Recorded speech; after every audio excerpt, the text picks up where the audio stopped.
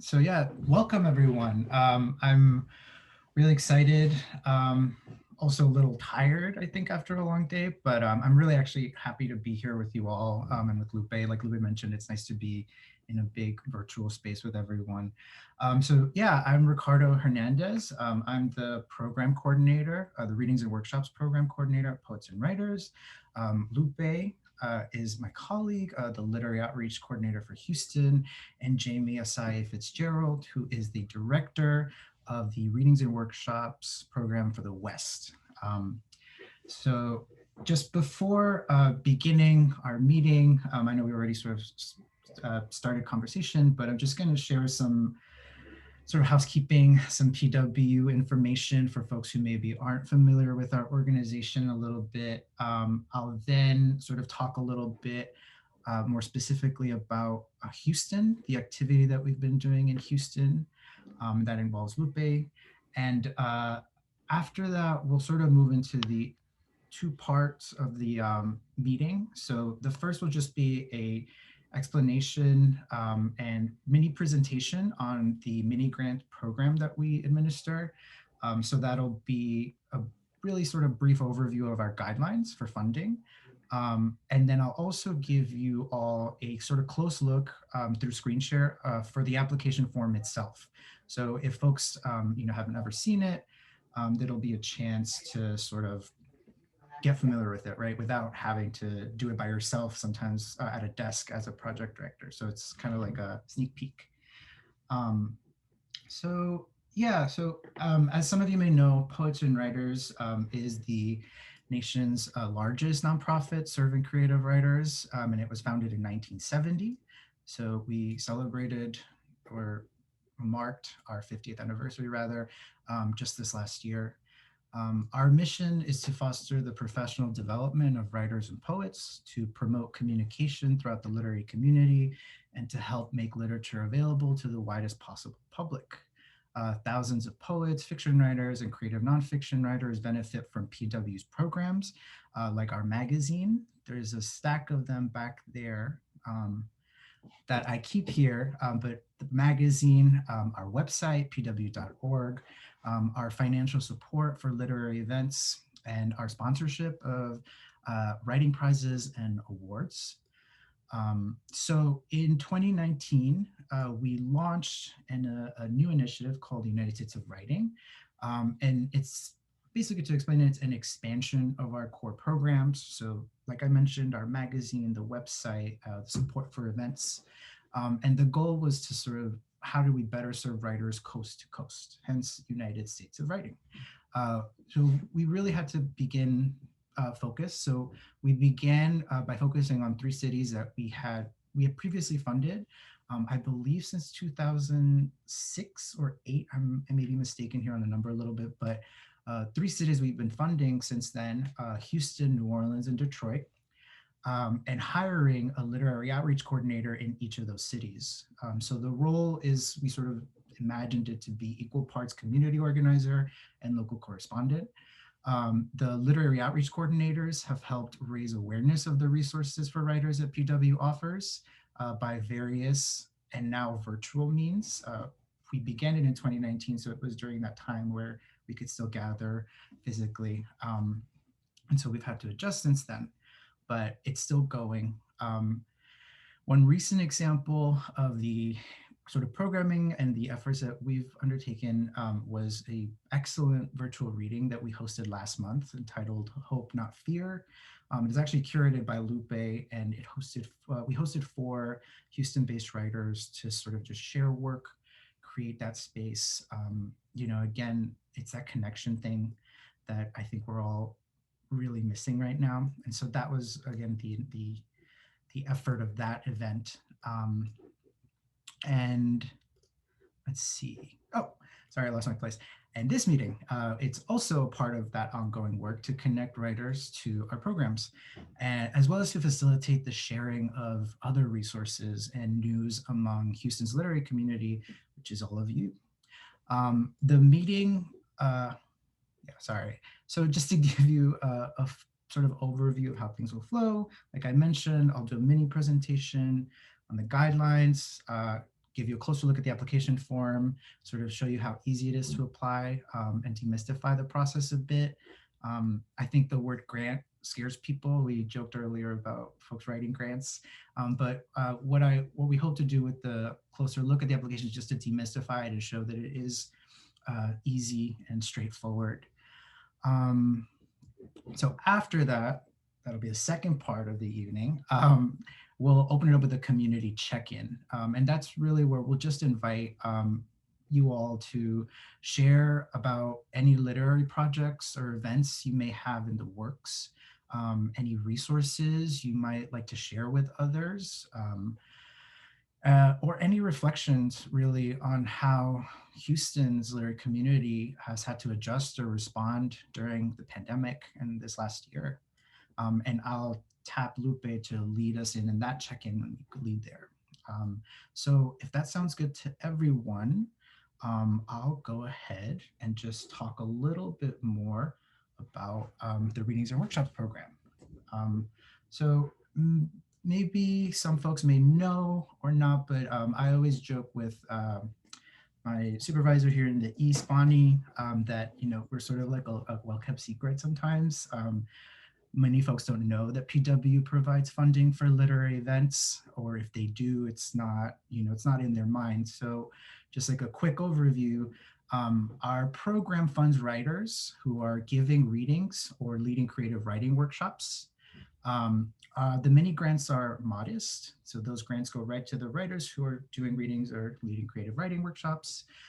They range from $50 to $350 for a single reading, or $100 to $200 for a single workshop session. The way the program works is that a sponsoring organization applies on behalf of the writer that they are hoping to fund. So what that means is that writers can't apply directly themselves for funds. However, we do encourage, and we have encouraged writers that, you know, plan are active in the community. Really, we encourage them to take our resources, our program information to any organizations that they're hoping to work with and sort of say, hey, would you be open to applying on my behalf so that I can get paid for the reading that I'm doing or the workshop that I'm teaching. Let's see. So yeah, you can share that information with the organization.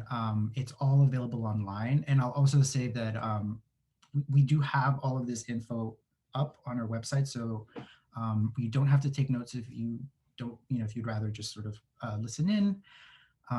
So yeah, that part of the process and the numbers are all on our website.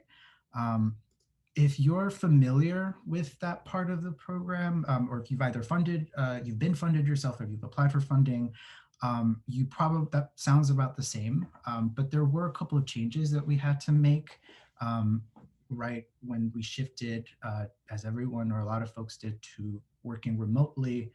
And so what I'm going to show you all now is just a really quick small presentation that actually Jamie put together on just an overview of the guidelines. So just give me 1 second here to turn on my screen share. Sorry. Okay. So this is basically our little presentation that we have. This is just the intro slide here. So yeah, it's what I explained, where in response to COVID-19, we had to make adjustments to continue funding events. Our guidelines and the priorities, which are all, again, fully available online, are the same. And so what I'm just going to cover here are the small adjustments that we've had to make. So as before, our funding was for live events, and so we're still continuing that. Virtual readings should be live streamed through audio/video platform that's open to the public. We do encourage, if there's resources and the capability for it, to record those virtual readings and archive them through publicly accessible means. So just video, like YouTube, video services like YouTube or Vimeo. Virtual readings must have a live audio and video component. So that basically is to clarify that we don't offer funding for podcasts or radio broadcasts. That was also, it's similar to a guideline that we had pre-pandemic and pre-virtual events where we wouldn't fund things retroactively. So that's the focus there. Just it can't be pre-recorded, and it should be open to the public. So two, virtual writing workshops. They should include, again, similarly, a real-time online instruction of workshop attendees by a live facilitator. They can be open or closed to the public dependent on the workshop type, for privacy issues or any other reasons. If there's a reason for your workshop to be closed, we totally understand that, but we do encourage, of course, for there to be an option for the public to join if possible. And similar to virtual readings, the workshop should have a live audio and video component. Okay. So as I mentioned before, when the program was live, part of the application would sort of ask you where your event was being hosted. However, that's no longer really viable. We're only funding and considering virtual events. So what we're asking instead is when you're completing the application and you're asked where you're hosting your event, you list your organization's mailing address. So if you are a literary presenter and you're applying for funding for a virtual event, make sure you include where you are based, and that will help us sort of keep track of where programs are seated or where they're based. And this will be a part that I'll actually explain in the closer look at the application. But this is sort of, again, a reminder whenever you see event site. It's not a website. It's we're just using that as like a placeholder for now. Okay, so 4. If a request is approved, payment will be mailed to the writer approximately 2 weeks after the event has taken place. Sorry. This is, again, just a small adjustment that we've had to make. In the past, the way the process would work would be, if approved, we would mail the writer's check to the organization, and then the organization would be responsible for handing it off to the writer the day of the event. Obviously, that's very difficult to do because we're not able to gather in place. We also wanted to eliminate just that extra step of someone else having to hand someone off. So what we're doing is just mailing checks directly to writers, but there is a slight delay because of it. Let's see. So 5. Reporting. So reporting is handled as before. Any event organizers or the project directors and the writers, so both sides of the application process, are asked to complete just brief reports to let us know how the event went, how many folks participated, and any other feedback. Reports, as before the pandemic, continue to be really integral to our process. It's how we are able to sort of familiarize ourselves a little bit more with the events that we support.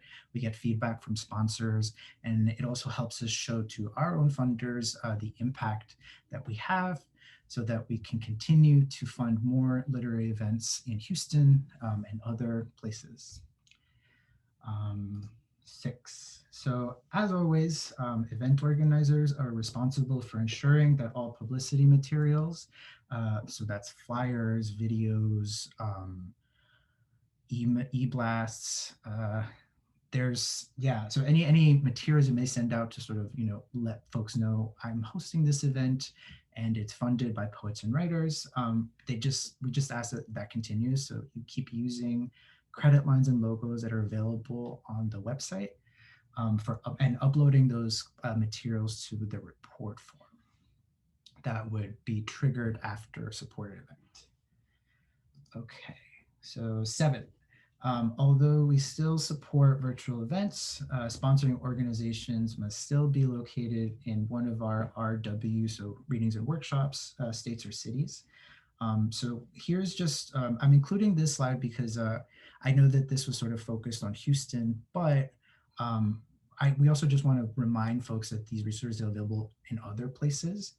And if you know of writers or other literary organizers or have connected with them and you think, hey, you might be interested in this funding source, this is sort of how you can know what areas we support.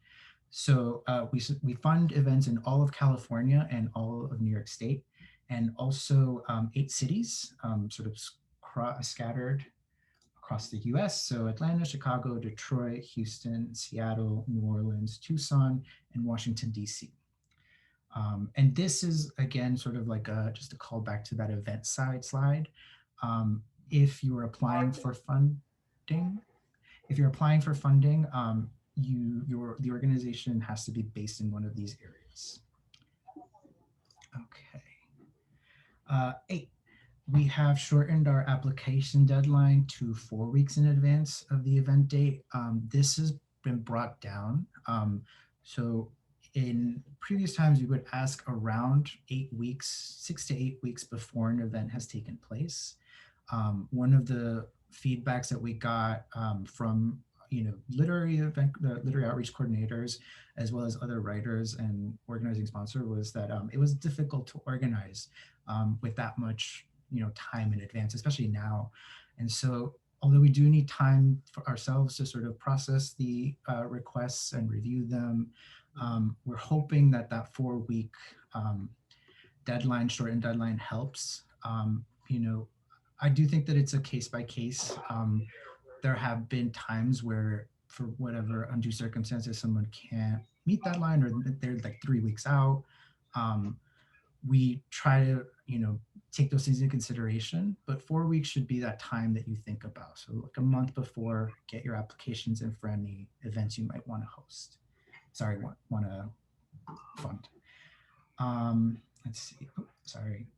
9. So as before, this was something that we tried to remind people was a resource that was available. And it's, again, because readings and workshops and literary events, we do encourage anyone who has a funded event or not to also make use of our free online literary events calendar, which can actually now accommodate listings for virtual events. So that's something that we also had to adjust to sort of let people know, and also ask folks to be clear about the event being virtual. Okay, I'm gonna stop the share there. And what I'm gonna do is pivot into the application form itself. We're gonna open the space up for if you have like any questions during the community check-in, but I hope that was sort of clear enough. Sorry, not clear enough, clear. I get a little nervous sometimes when I talk, so I'm afraid about jumbling or confusing people. Hey, Ricardo, is it okay if we take like a quick minute, and if anybody has questions, they can type them in the chat, and then when we get to the community part, we can answer them then? Yeah, actually, that's a great idea. Yeah. So if anybody has any questions, type them in the chat, and we'll definitely get to them. That way we have a running log if you have any questions with what you've been presented with so far. Here. So yeah, any questions you have on what you've just been presented, we can get to those as well, even as we go into the next portion. Okay. And then everybody who just joined us, thank you guys for coming in. Hi. Sorry, I was trying to do that and then also admitting folks. So thank you for joining us. So I'm going to pivot to just a closer look at the application. I'll also actually kind of guide you all to where you can find this stuff on our website. So let's see. Here we go.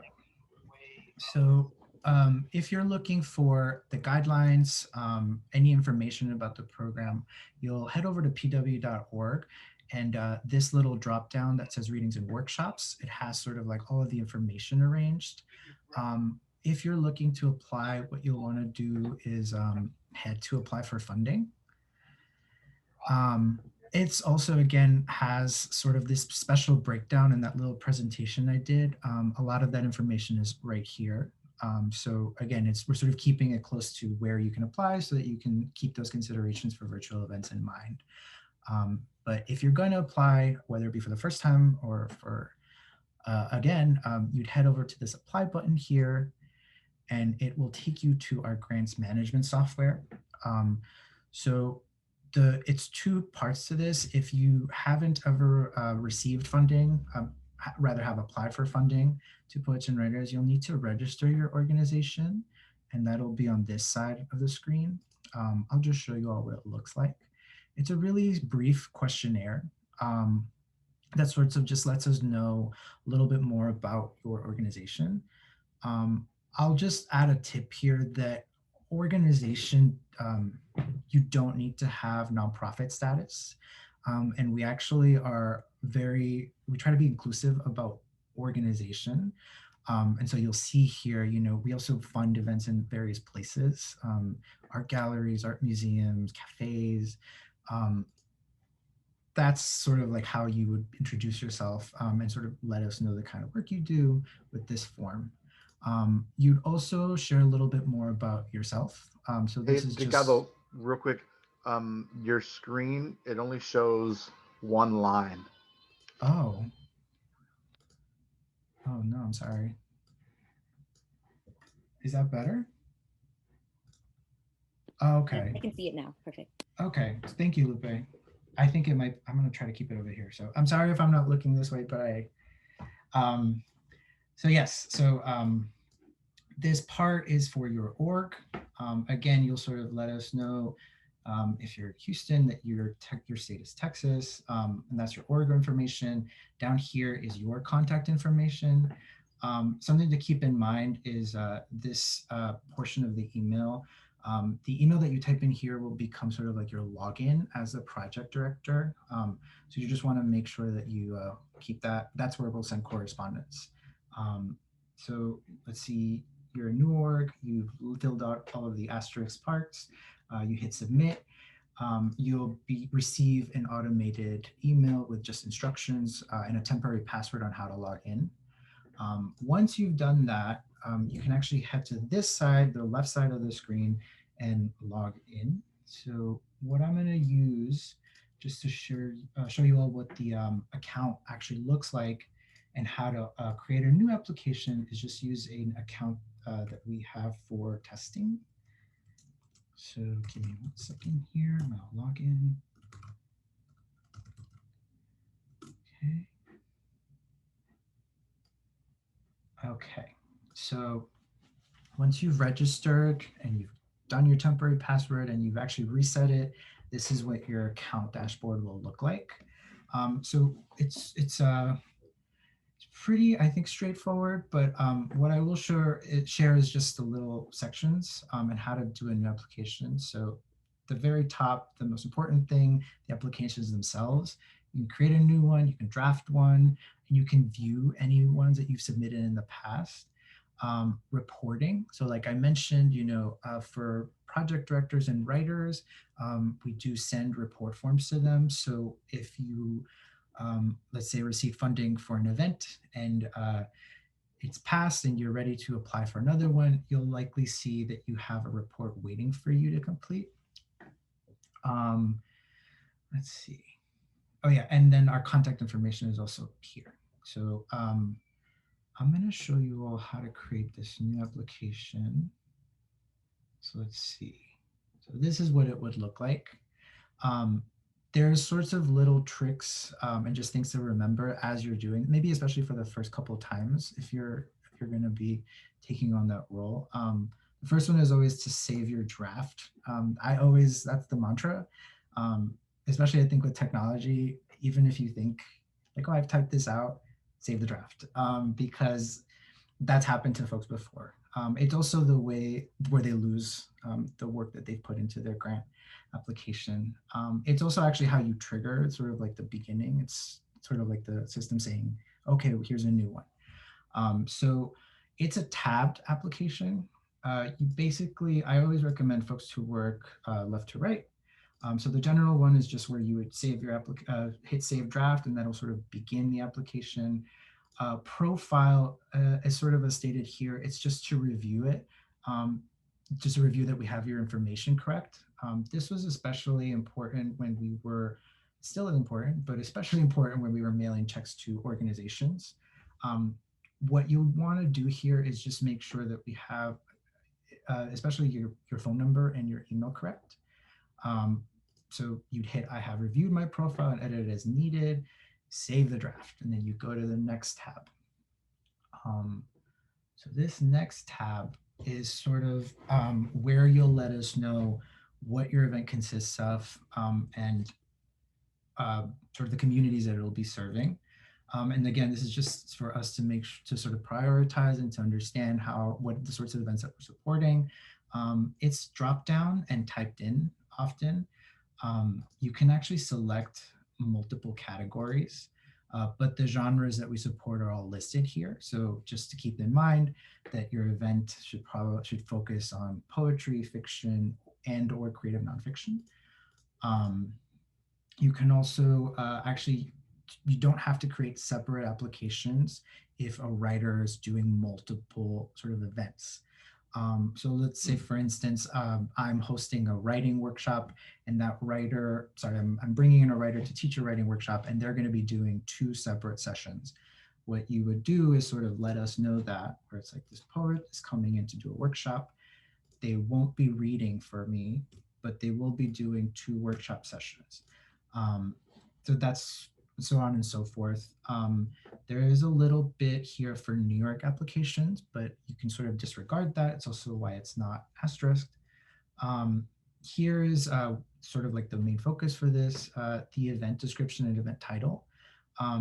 Like I mentioned, we're only funding virtual events at this time. So what we're really asking here is let us know just briefly, or to let us know what your event is doing, what you'll be doing for that event, and how you'll be hosting it virtually. So we just ask, I will be doing this workshop through Zoom, or just letting us know what platform we'll be using. So again, save your draft. You move on to your next tab, which is the site. Again, as I mentioned, this used to let us know the physical place where you were hosting your events. Now we're using it to just keep track of where these events are seated. So here again is that reminder, we're only funding virtual events. Enter your organization's mailing address as the event site. Something I will just also share is that this information, it can, once you've written it in, it'll sort of be available for you for another part of the organization. So you just want to make sure that it's correct. In the state part, we get the question about Houston and sort of what the scope of funding is.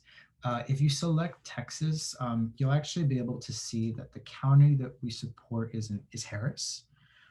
So if your organization is in Harris County, sorry, you qualify for funding. Let's see. So you'll fill out your event site, you'll hit save draft, and then you'll move on to the date section. So the date sections, again, sort of lets us know specifics about the event.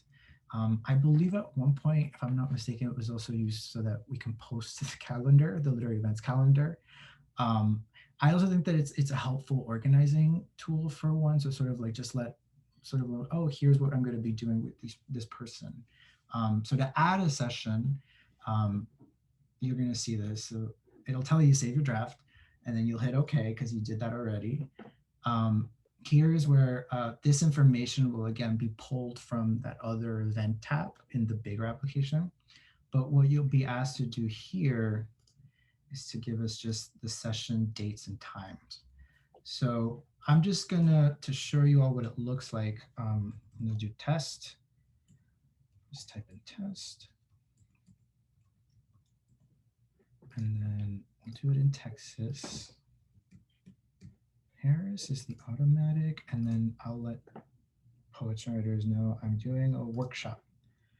And I'm gonna be doing that workshop on, you can use these little boxes to move around the calendar. I'm going to do it on March 17th at 9 a.m. So I'm going to hit save. All right, we're all set. And what you'll do then is just hit back, and that'll take you to your full application. So again, because you've saved draft all the way through, when you get to the dates tab, it's all filled in already. And then you'll go ahead, if you have another session, you'll add another one, same process. Let's see, for this one, we'll just do the one, but I just want to show you all how it looks like. You can also edit that session. It'll just bring you back to that same screen. So let's say you're all done. You head on over to the next tab, which is the writer tab. This is where you let us know who you're bringing in for funding, and you just provide their contact information, some demographic information as well that it's not required, but it does sort of help us, again, just know audiences that we're reaching and the writers that we're supporting. And at the bottom is the bio. So for funding, we just ask that a writer have a publication or performance credits. There are specifics on the guidelines themselves of what that means, but usually if someone's been published, whether it be in a journal, or they have a book, or they have a self-published chapbook, or let's say they are a performance poet or slam poet and they've done the circuits, they featured somewhere, this is where you would sort of let us know, so-and-so has been a feature, X amount of stage, or has been published 20,000 times. Here's what you'd let us know. Let's see, the 2 points here, the 2 tips rather. So the first is just at the top of the application, it'll ask you for the writer's social security number.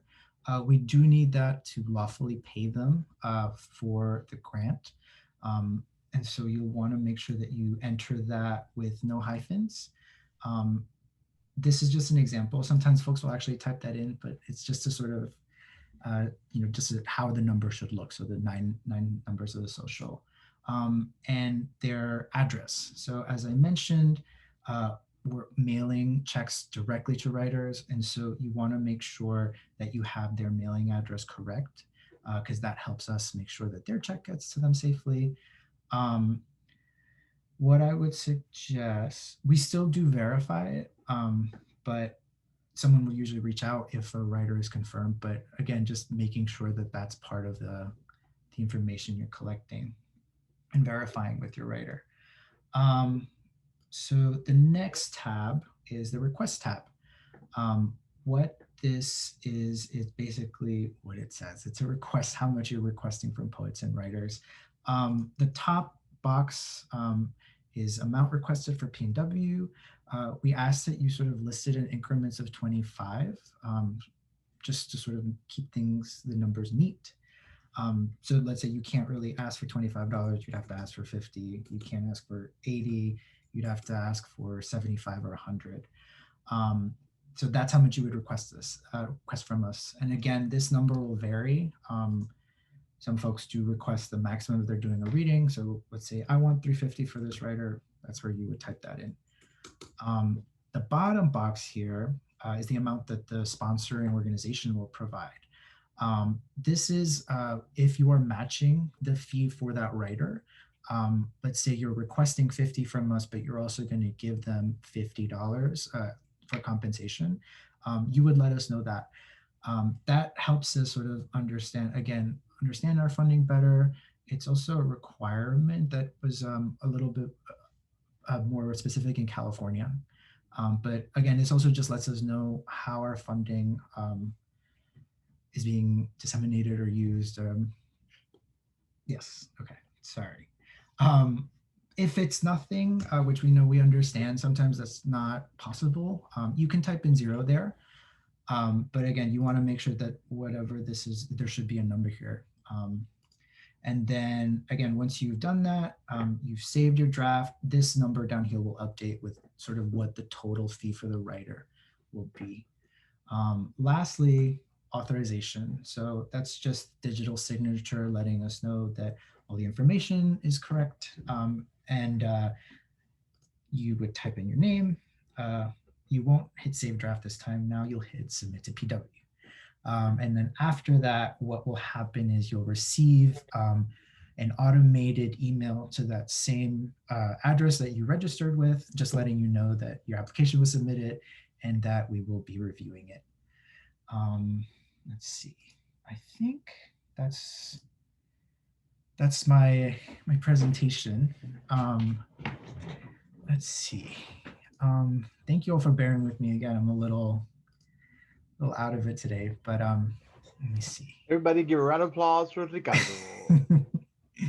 Great job.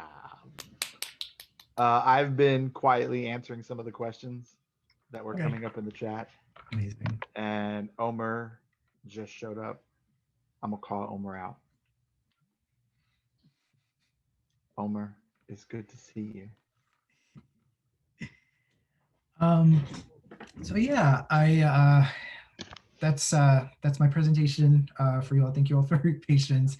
I'm wondering, Lupe, if we want to, how should we do the So if it's check-in? cool with you, I'm gonna jump in with the questions, and then we can get to the community part. So that also might like help segue into that stuff, right? Awesome. So I'm gonna scroll to the top and then go.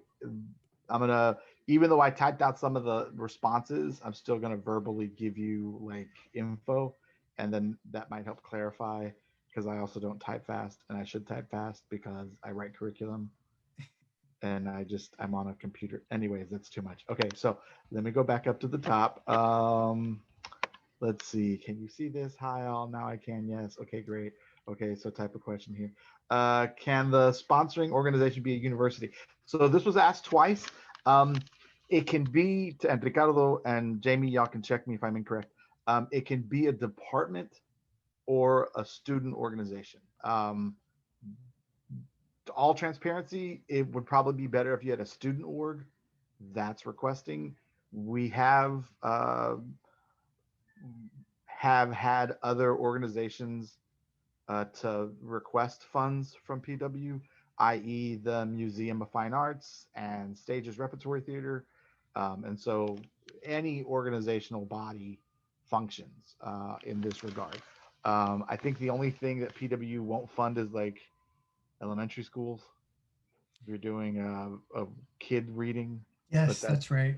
Yeah, no, we don't fund children's events, but we do fund teens, so 13 and up, and as well as intergenerational events. So if it's for families, we're happy to consider that, but we are so unable to if fund. you are as a unit, so UH could, but it would probably look better if the creative writing department or if the multilingual department from a department or a student org applying for the funds. Like once we start getting into massive university stuff, then it's what line item and whose department fund lines and all that. Does that make sense? Yeah. Okay, cool. The issue is with classroom visits. So generally, we don't fund sort of like private classroom visits. The event has to be open to the public, like a reading, a special reading series, maybe that the English department is sponsoring. That's probably primarily for students, but other people can come. It's the classroom visits that where we draw the line.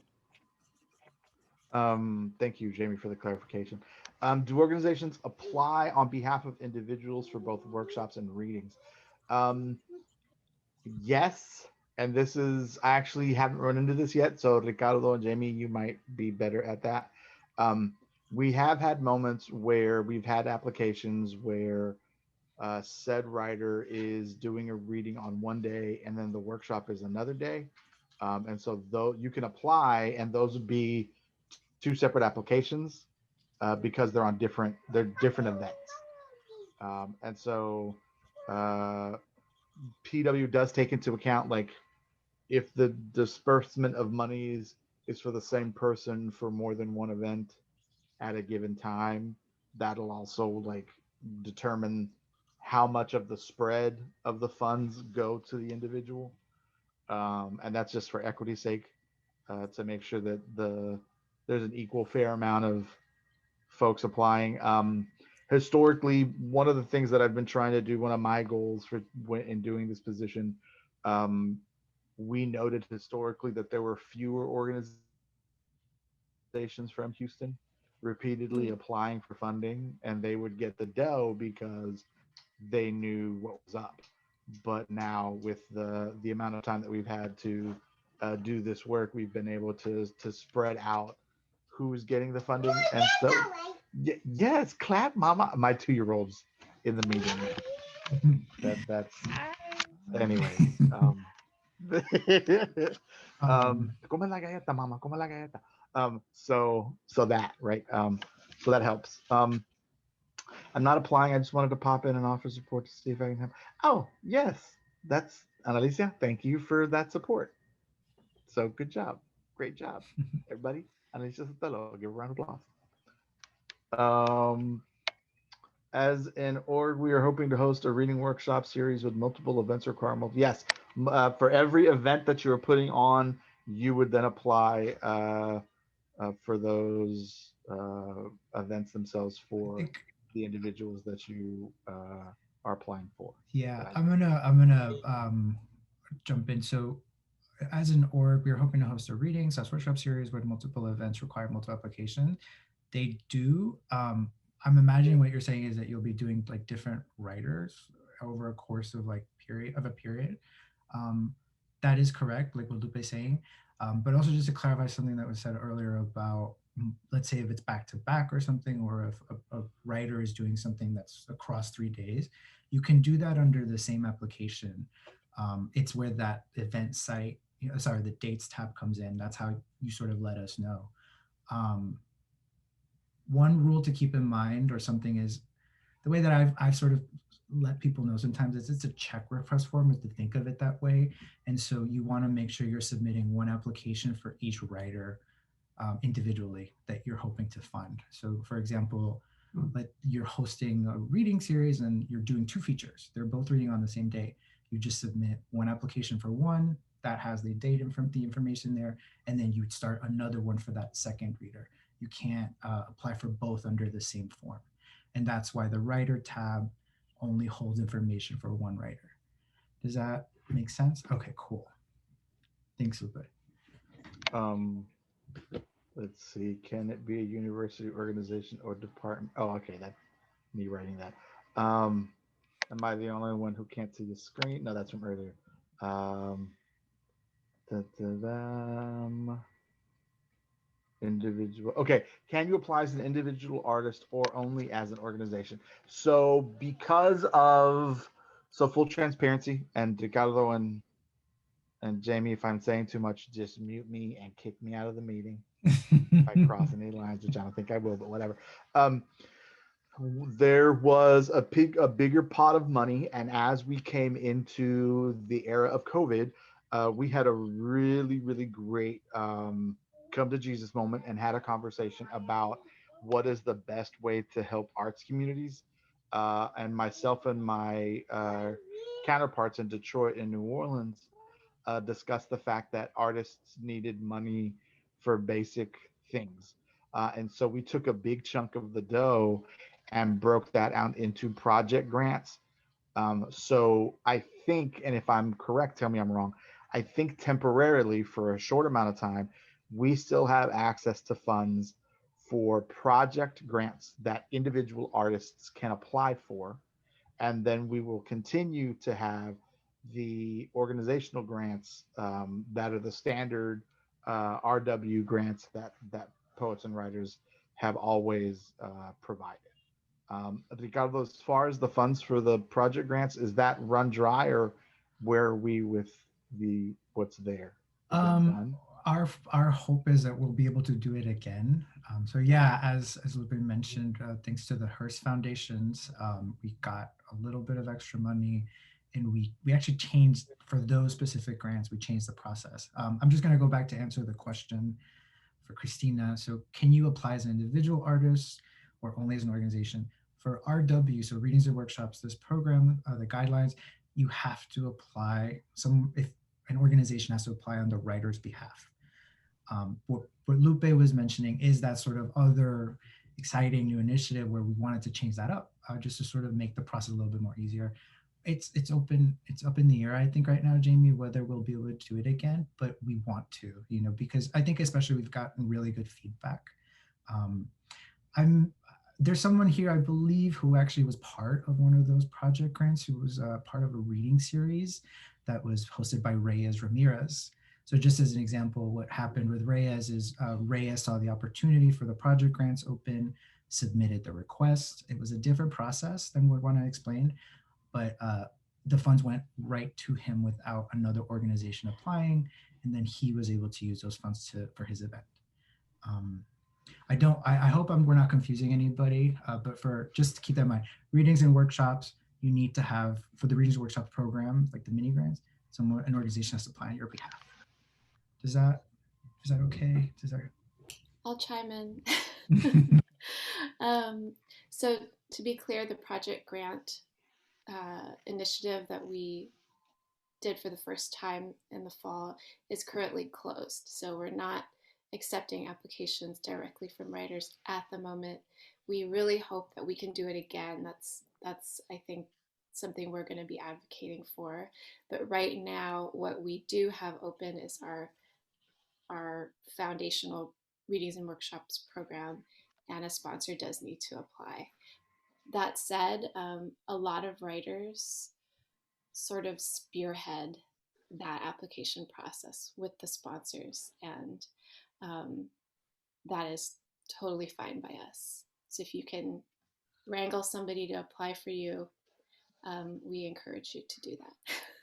Um, Additionally, and this was a question that we posed as literary outreach coordinators, even if your organization is ad hoc, like it's you and your group of friends and you create an org specifically for events, that flies. So there are ways to meet the requirements so that you can get what you need, and then continue doing that work, right?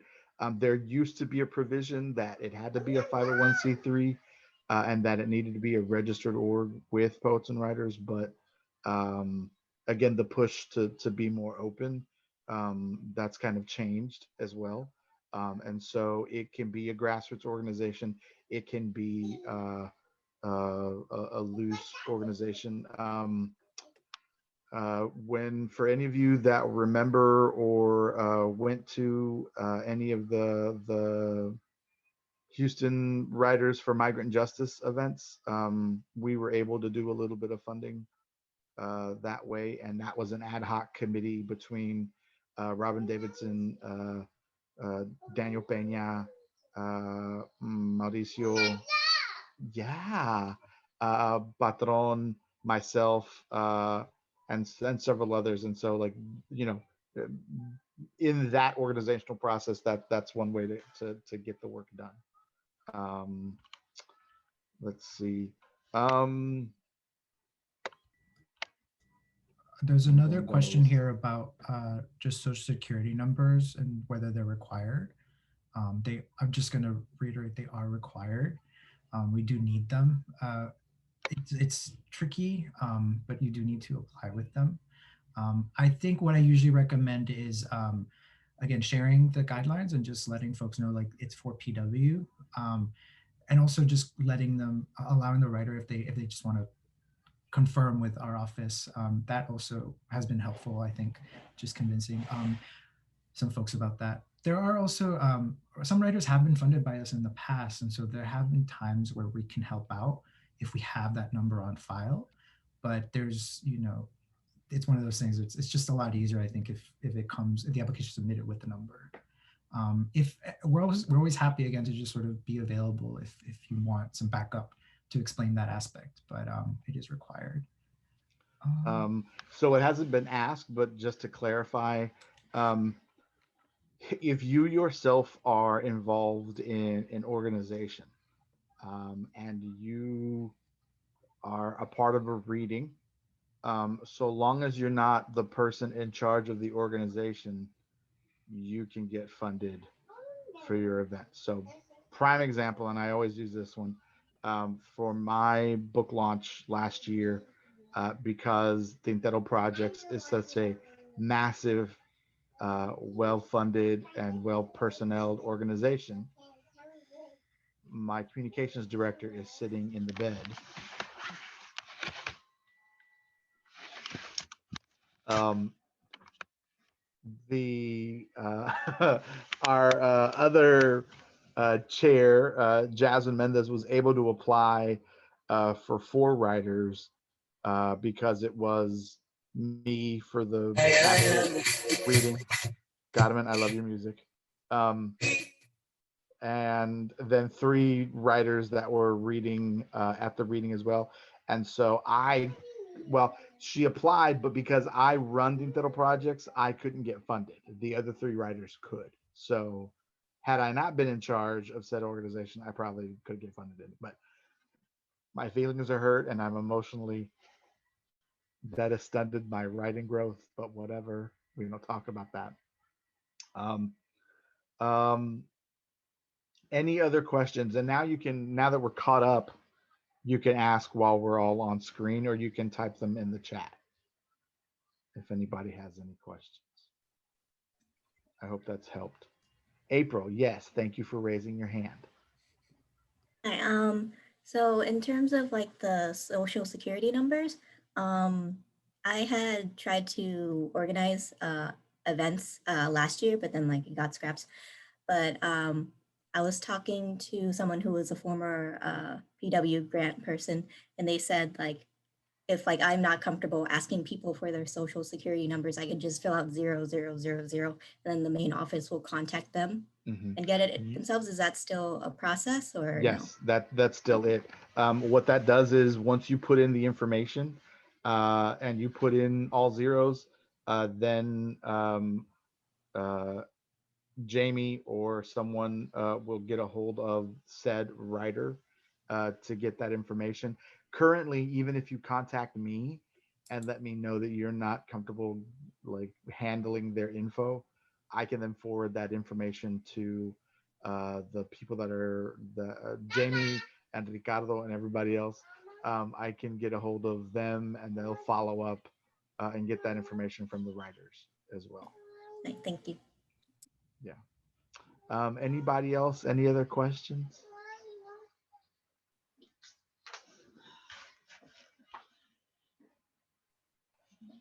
Hi, I have a quick question. Can you hear me? Yes, Courtney. Hi. So I work for HCC and I also sponsor the Creative Writing Club for one of the campuses, which doesn't mean anything right now, but we have a grants office and they tend to, like everything kind of has to be ran through them. So this may be a question for that office, but have y'all encountered that with any organizations before, and how has that been handled? It's actually if you talk to whoever's writing the grants in your office and actually just have a sit down meeting with them, they actually love filling out these kinds of grants because they're so simple. Like they still have to do their job, and it's the protocol of your institution. We ran into this. The Untitled Projects was actually doing ekphrastic readings with the Museum of Fine Arts Houston. That's our partnership that we still have. And so for about a year, we were able to have the Museum of Fine Arts Houston and their grant writers fill out the grant application on behalf of the museum. And then they would request the funds for the readings, and then PW would cut the checks and then send them so that the writers could get them.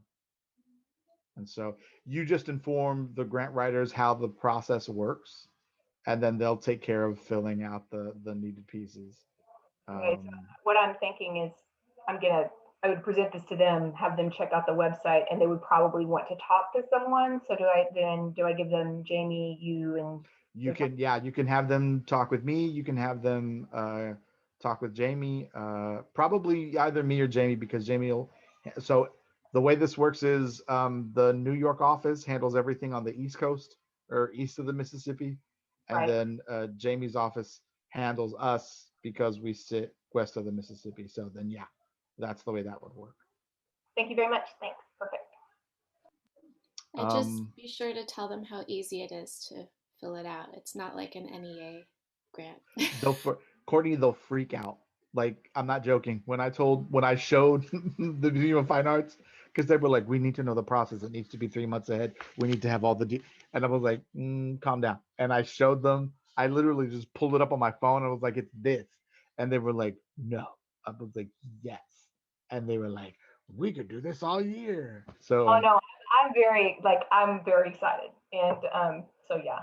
So there might be some people in this soon that I start tapping to come read for HCC. So perfect. Yeah. So everybody get Courtney's email before you leave. We were going to say the same thing.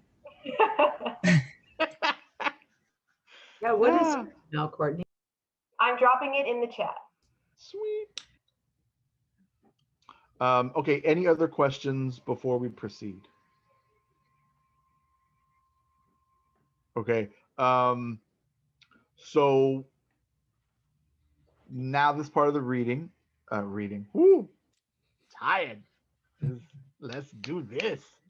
Impromptu reading and go. Okay, sorry. So um Could you imagine? What if I put everyone on the spot right now? I'd be like, you're reading a minute poem everybody right and now. a pantoum. Everyone a pantoum. Go. Now, so this is now the community meeting. So everybody take a deep breath in and let it go. Okay. A, it's great to see everybody. B, um, it's been a hard process trying to see what everybody's doing because it's also disconnected. So it's good to see familiar faces because I haven't seen near one of y'all in like physical presence in quite a while. So I miss you and thank you for coming. Um, uh, yes, I did read for Defunct in October, and that was a damn good reading. Everybody else was dope. Um, so that said, I wanted to provide space. Um, a, what are your impressions so far of how everything's going in your world in the writing sphere? Uh, and then B, what are some projects that you're working on? And then C, on a scale of 5 to 1, how helpful was the information today? 5 being, oh my God, this is a nugget of gold. Thank you so much. 1 being, this is trash. Why did I come here? I'm gonna go brush my teeth and go to bed. That kind of way. So at the count of 3, in front of your screens, for those of you that don't have your screens on, you turn your screen on because I need to see numbers coming out of your fingers. The count of 3, 1, 2, 3, go. Rate it. 5, 5, 5, 5, 5, 4. I know she didn't say nothing. I could just go Oh, like she this said too. 5. Just like That works. And then Nathan, Kiki, Denise, Omer, and Christina. I see how y'all are. I wrote down your names. I will hunt you down later. So okay, cool. So yeah, you can just this is now the free for all warm fuzzy time. You can unmute or you can write. Oh, no camera. Kiki didn't have a camera, but she put a bunch of 5s. I'm not screen ready. Almost said a 5. That's perfect. So if you want to share unmiked, or if you want to share in the chat, how is the writing life going, or what are your projects, or do you have any announcements or other questions? And we can go from there. Yeah. Eris. Hi, y'all. This was very helpful. I just want to jump in and say, like, if there are, I'm always like going to advocate for Coog Slam. Coog Slam is like just my writing community, and so if you like work with students, I would say students like on the university level. But it's really open for all ages. But if like because it's a very free, open space, I would think more 18 and older. But uh, the problem with like writing communities is that especially in an online setting, it's very hard to get more new folks in and out of spaces. So you tend to have the same groups in one space. So like if you have students, especially students at UH, but like students anywhere, we have like participants all across the world.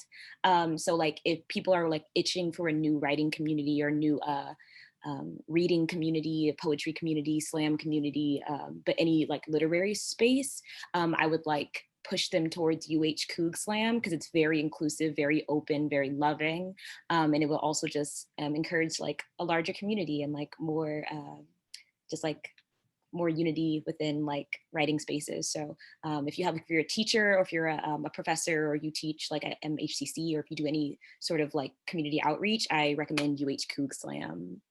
For sure. Thank you, Eris. Well said. Peter, you have served advert for the events.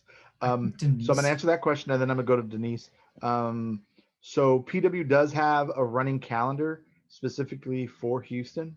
And so if you go and look at like if you look at the top bar where it does the breakdown of like finding your community, the calendar aspect will pop up, and you can put the filter so that you just see Houston events, and it'll give you a breakdown of all the events going down for the month.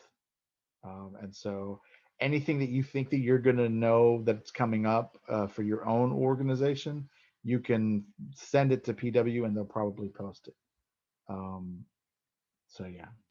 Yeah, you can Um, post to directly, and then also something. It's free. Something that I might also add is that it does rotate the event calendar listing on pw.org pretty daily. So that's like one way that if people log in and you posted your event, they can actually see it. The other thing I was going to say was Lupe. Lupe's administers the PW Houston Twitter account, and so we're Lupe always gets those the events, and then if you know, I think especially if it's funded by PW and we're tagged in it, I think the main PW account from time to time does retweet things. So the literary events calendar, and then also Lupe's Twitter would be good resources for advert support. um, I just put in the chat the Houston PW org handle. It's funny because like I see everybody on my Twitter and then I see everybody on the official PW Twitter, and I'm just redonkulous in both. So send me whatever you're doing and we'll post it. Like that won't be a thing. It's so yeah. Anybody that's on here that knows me, I'm shouting your praises constantly. Um, Denise, decolonize. Question. So I think first I want to say that for me, every year I get tagged as somebody who should apply to be the poet laureate of Houston. And I go and look at the credentials and I'm like, damn, I've never been published because I've never tried. So I definitely feel like I need somebody to like mentor me or some kind of org to say like we got to teach because I consider myself seasoned and old already. So why haven't I ever done this or even tried? I don't even know where to look. I tried Arte Público.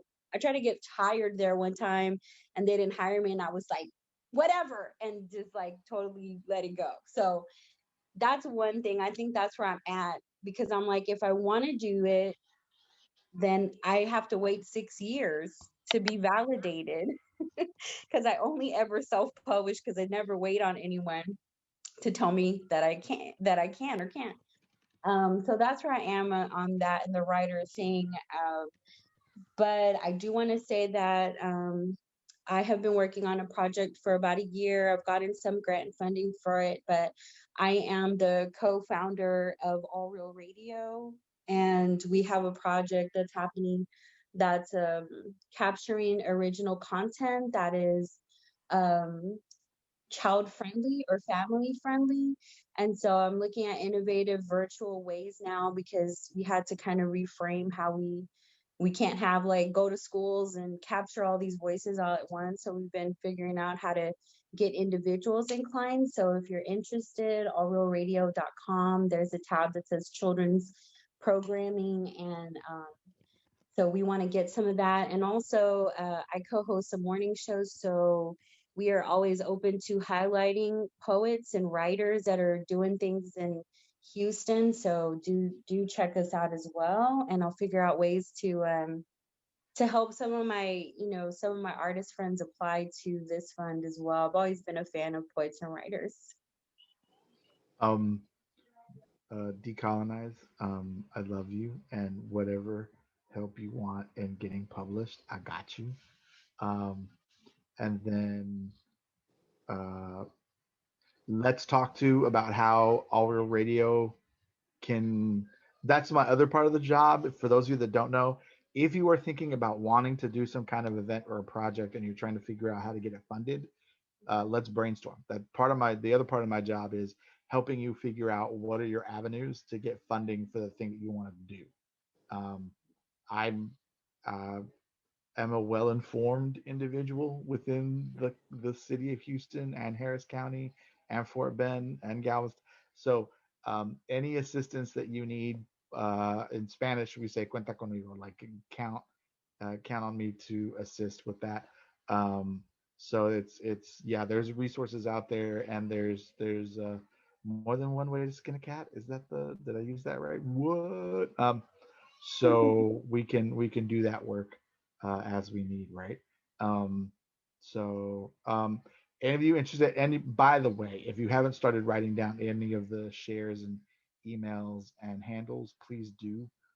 Denise has been, I would say, a partner in crime with me for quite a long time. And if you don't know Decolonize or All Real Radio, you're missing out on the good stuff. There's lots of access, and you gotta get in the info. Yeah. Um, Anybody else with any info or questions? I'll hop in. Yes. Hello, everybody. It's nice to see everyone's faces. I wish we could be hugging and watching the most amazing poetry happen over and over, which is what we usually do in Houston.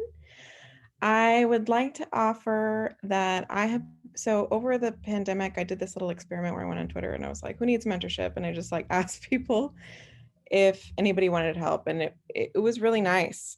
So I know that a lot of you are connected to students, but I'm especially interested in working with people who haven't had institutional support in learning how a career as a writer works. So if you know of anybody who you feel like needs to figure out what's on the inside, like I will meet with them and help them figure that out. So I wanted to throw that out there. And then this is just the seed of an idea. I know it's maybe silly and ambitious and I don't have the time to do it, but I would love if maybe I do have the time. If we could have some kind of Houston Writers Collective, something that I've been stewing on for a while. Maybe some of you have already thought of this, but we do like all these divergent readings and series, and they're all amazing. We don't often have time to come together, especially to bridge the gap between performance poetry and poetry in an academic setting, and show that there's no difference between the aptitudes of both, which I firmly believe if you have support in each other. So I just wanted to throw that out there. Yay. Um, Also, Annalisa, if you have your email or any handles, post them. That also goes for everybody else, unless you're not comfortable with it. And if you're not comfortable with it, why'd you come to this? I'm kidding. So kidding. That's not what I meant. All right. So, any questions? Any concerns? I'm sure Julieta says hi, by the way, and she just couldn't make it. Oh, okay. Cool. Cool. She says hi. Awesome. I have a question. Actually. Yes.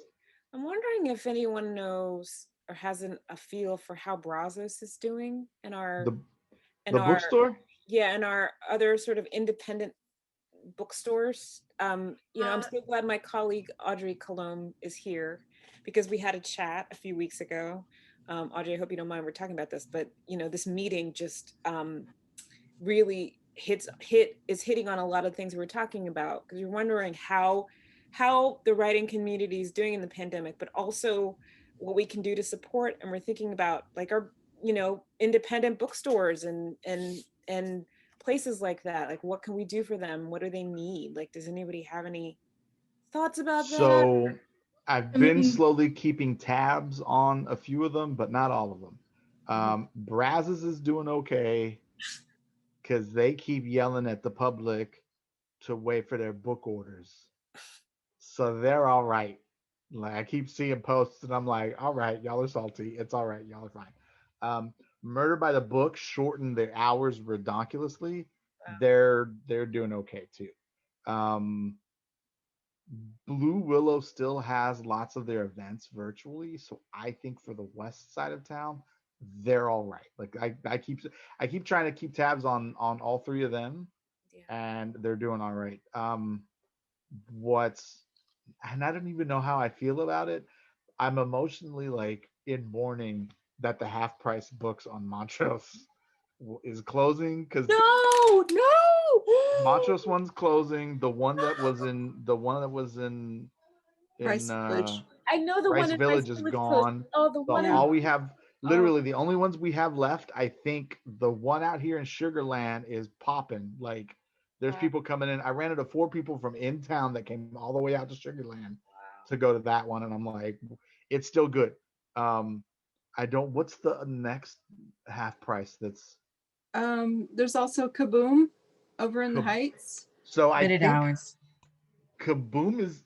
I think Kaboom is okay too, but I'm not quite sure. I need to check in and see. I drove by there just to kind of check, and the doors were open, so we'll see.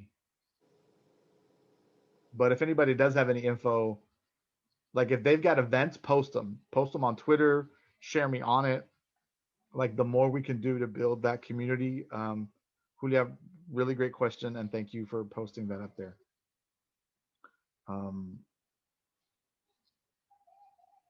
Right. So, any other questions, concerns? Yeah. No.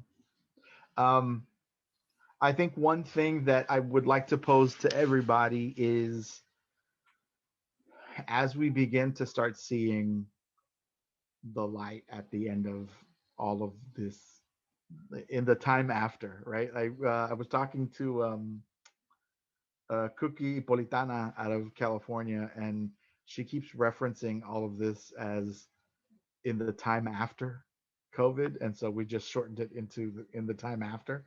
Um, but one of the things to keep in mind is what would you like to see the Houston writing community look like when we finally can get back together, right? For those of you that don't know the history of the writing scene in the city, it was very splintered for quite a long while. You only had academics attending insular readings that used to be the old Gulf Coast Mag readings and the imprint house readings. And then you'd have the far other end of the spectrum where if there were slam poets, they were only attending G's and Z's and other spaces. And then you had the open mic scene that was very cigar and cigarette filled at the Mausoleum. But then over the years, it's slowly the amalgamation of what that looks like and the voices that are represented started shifting. And unfortunately, because of one of the pluses and the minuses of doing this virtually is that, you know, if you're familiar with an org and you're familiar with the people, then you go to their virtual reading. So the more the merrier when it comes to the virtual stuff. But then what do you want this to look like when we come out of all this? Like, I think this is one of those moments where being aware of as many different individuals and orgs and bookstores that are out there helps us keep abreast of all of what the community does. Um, I'm impressed with the fact that they just announced the other day. I heard on Houston Public Media they did the announcement for the opening of the next poet laureate position, and the damn monies went from 5,000 to 10,000 to 20,000, and I'm entirely impressed that we are. I think we're like the only city in the U.S. that offers dough for the position. Um, so that's massive, and the fact that it's 20,000 over 2 years, like that's a chunk of change. So that's a credit to the work that we're doing in Houston, and the credit to everybody who's had a hand in making all of these events and these bookstores what they are. Right? Like it's not.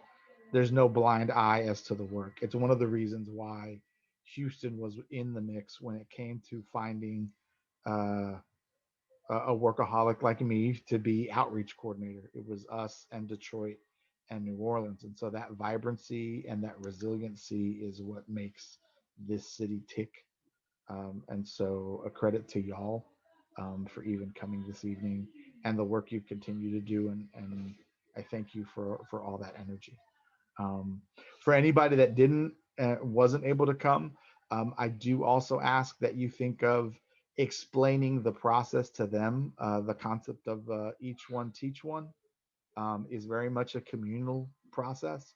And so as you run into individuals that didn't make it to tonight's meeting, encourage them to think of uh, creating their profile on the Poets and Writers website. The more writers that we have that represent the city, the better for them. And as a representative of the city, there are other cities that try to find writers from out of town. And so if we can get them listed on the website, the better. Let them know that the grants are there. And then also plug your own events, your own organizational events, and other folks' events on the PW calendar. Um, um, Aubrey, is anyone, yeah, is there anybody here from Right Space? Show of hands. So then, Audrey, if you have a moment, maybe you can get in touch with someone from Right Space.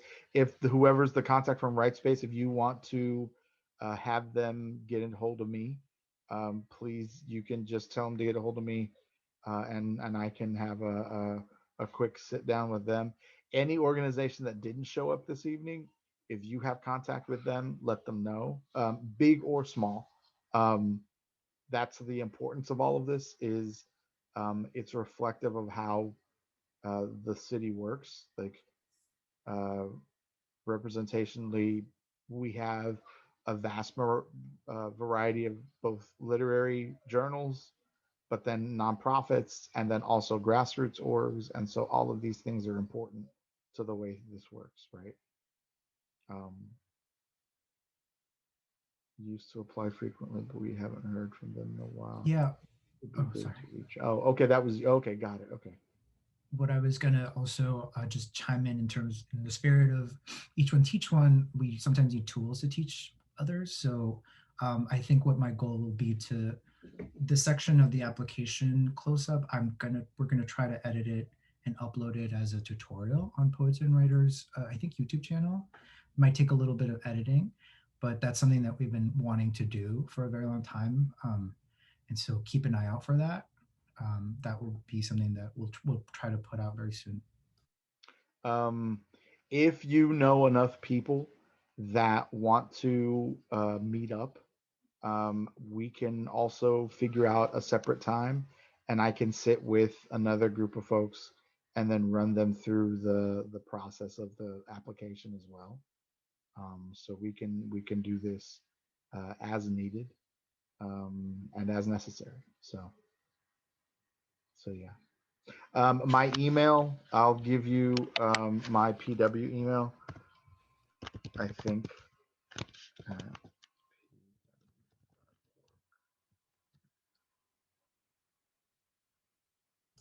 It's no. Houston. Oh, I'm dumb. Sorry. Haha. .org. Why did I? That's right. It's Houston at pw.org. Sorry, guys. I'm brain dead. Flub. Um, so yeah, write that email down. The amounts for the readings, I believe the max, what was it?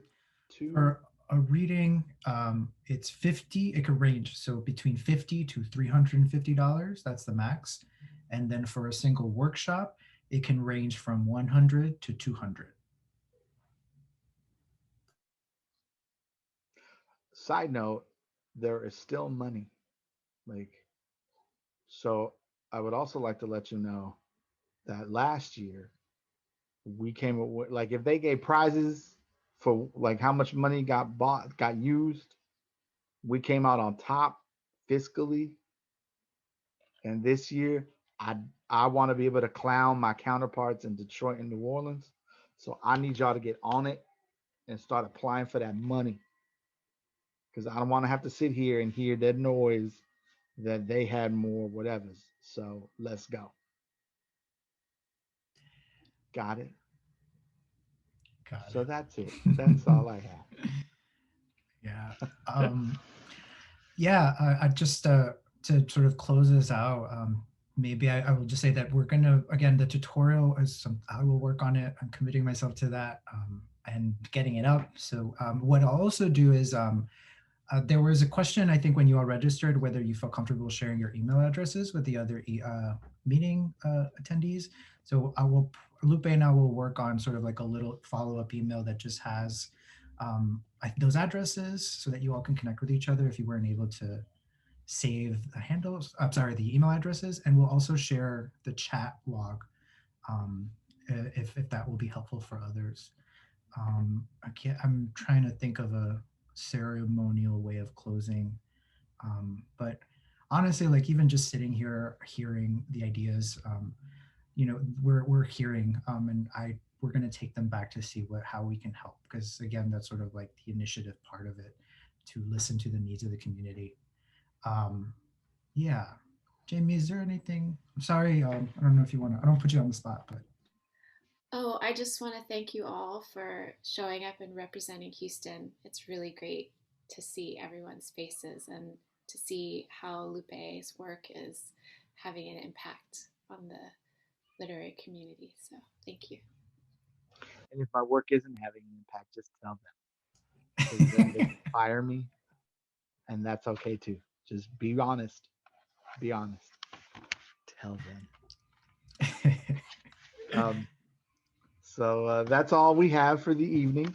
Thank y'all so much for attending. Please go take a nice hot bath or drink some tea. And for some of y'all, go get dinner because that's what I'm about to go do myself. So I will close us out on the meeting. Everybody take a deep breath in. Let it go out. And then now you can hit the button to end the call. Bye, Bye guys. everyone. It was a pleasure meeting you all virtually. A pleasure.